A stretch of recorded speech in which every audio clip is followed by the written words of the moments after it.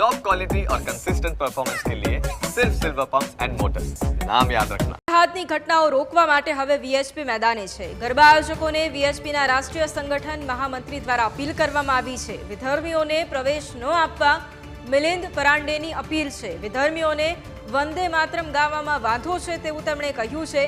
તેઓને માતાજીના અવસરમાં આવવાની જરૂર નથી તેવું પણ તેમના દ્વારા કહેવામાં આવ્યું છે। એટલે કે ગરબા આયોજકોને વીએચપી સંગઠનના જે રાષ્ટ્રીય સંગઠન મહામંત્રી છે તેમના દ્વારા અપીલ કરવામાં આવી છે।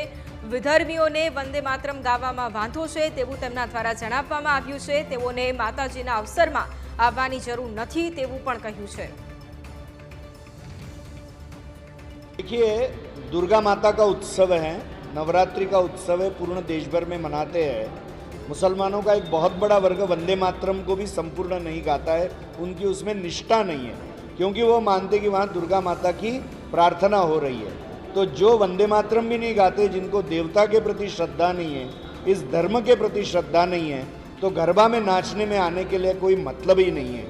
और इसलिए आयोजकों को हम आह्वान करेंगे, हम इसके लिए जागरण भी करेंगे कि किसी भी मुसलमान को गरबा में प्रवेश नहीं देना चाहिए।